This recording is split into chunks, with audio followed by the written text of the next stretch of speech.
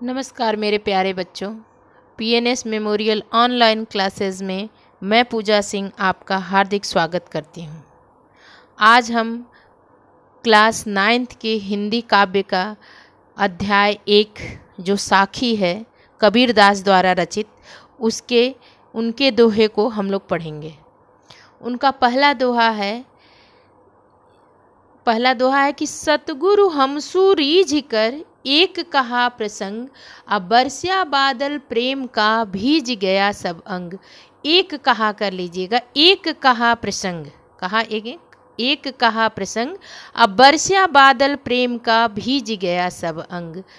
कबीरदास जी की भाषा जो थी ना, वो सदुक्कड़ी भाषा थी और एक और नाम दिया जाता था पंचमेल खिचड़ी। कई विद्वानों ने इनकी भाषा को पंचमेल खिचड़ी कहा है। ठीक है, तो ये उनके साखी से लिया गया। और साखी शब्द कौन सा है? तद्भव शब्द है। इसका तत्सम क्या होगा? तत्सम है साक्षी। साक्षी का विकृत रूप हो गया है साखी। तो साखी जो है वो तद्भव। तो तत्सम क्या होता है? तद्भव और तत्सम क्लास 9th में है भी, और जान भी लो। तत्सम मतलब उसके समान, संस्कृत से हुबहू जो शब्द है साक्षी, तो उसके समान वो शब्द जो है वो तत्सम है, और उससे उद्भव जब हो तो वो तद्भव होता है जो साखी है। ठीक, तो उसकी कुछ दोहे हैं, वो आपको क्लास 9th के सिलेबस में दिया गया है, जो हम आपको कराएंगे। ठीक है, तो इसमें सतगुरु हमसे, सदगुरु मतलब उनके गुरु, कबीरदास जी के गुरु क्या कहते हैं? रीझ कर, प्रसन्न होकर, उनकी सेवा भाव से उनके ऊपर प्रसन्न होकर एक प्रसंग कहते हैं, उपदेश देते हैं। ठीक, प्रसंग मतलब उपदेश, तो उपदेश देते हैं, एक प्रसंग कहते हैं कि बरस्या बादल प्रेम का। वो जब वो प्रसंग कहते हैं, उपदेश देते हैं, उससे उनके हृदय में प्रेम जो है, प्रेम रूपी बादल से जो बरसात होती है उनके उपदेश से, उससे उनका अंग अंग जो है वो भीग जाता है। यानी एक एक सेवा भाव जो होता है, या गुरु के उपदेश से, गुरु की वाणी से जो तत्व हमको प्राप्त होता है, उससे हमारे मन इंद्रिय सब वश में हो जाते हैं। तो वही भीज गया सब अंग, मतलब एक एक हमारी जो कर्म इंद्रिय है, ज्ञान इंद्रिय है, सब भीग गया उनके उपदेश से। यहाँ ना बादल, ये बादल है जो बारिश कराता है, इसकी बात नहीं हुई है। और यहाँ एक एक अंग, मन से सबसे ज़्यादा मन के ऊपर है, उसका प्रभाव पड़ा है। यानी यहाँ रूपक अलंकार है। कौन सा अलंकार है? रूपक। और रूपक अलंकार किसको कहते हैं? कि जहाँ उपमेय और उपमान में कोई अंतर ना दिखाई दे।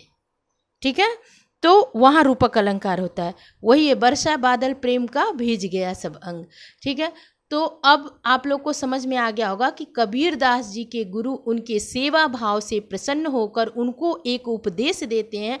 उस उपदेश से उनको बरस्या बादल प्रेम का, उनको प्रेम रूपी, उनके ऊपर क्या होता है? प्रेम रूपी बादल जो उसकी बरसात होती है, उससे अंग अंग उनका भीग जाता है। इसका अब हम संदर्भ कर लेंगे कि प्रस्तुत साखी हमारी पाठ्य पुस्तक हिंदी काव्य में संकलित एवं संत कबीर द्वारा रचित साखी कविता शीर्षक से लिया गया है। और प्रसंग करेंगे कि इस साखी में कबीर ने गुरु का महत्व बताते हुए कहा है कि गुरु की कृपा से ही ईश्वर के प्रति प्रेम उत्पन्न होता है। ठीक है, और व्याख्या क्या है कि कबीरदास जी कहते हैं कि सदगुरु ने मेरी सेवा भावना से प्रसन्न होकर मुझे ज्ञान की एक बात समझाई, जिसे सुनकर मेरे हृदय में ईश्वर के प्रति सच्चा प्रेम उत्पन्न हो गया। और वह उपदेश मुझे ऐसा प्रतीत हुआ मानो ईश्वर प्रेम रूपी जल से भरे बादल बरसने लगे हों। ठीक, और उस ईश्वरी प्रेम की वर्षा से मेरा अंग अंग भीग गया। यहाँ कबीरदास जी के कहने का भाव यह है कि सदगुरु के उपदेश से ही हृदय में ईश्वर के प्रति प्रेम उत्पन्न होता है और उसी से मन को शांति मिलती है। इस प्रकार जीवन में गुरु का अत्यधिक महत्व है। ठीक, उनकी भाषा कैसी, पहले ही मैं आप लोग को बता दी। काव्य सौंदर्य में यह लिखना रहता है, भाषा लिख लेंगे सदुक्कड़ी, रस शांत रस है। इसको सुनने के बाद आपके मन में शांत भाव उत्पन्न हो। ठीक, तो उसको रस, इसमें रस कौन सा आपको प्राप्त हो रहा है? शांत। ठीक है। और अलंकार रूपक अलंकार, छंद दोहा है। ठीक है। तो आप लोग इसको अच्छे से अपने फेयर पे नोट डाउन कर लीजिएगा। ठीक है। फिर मिलती हूँ नेक्स्ट वीडियो में। धन्यवाद।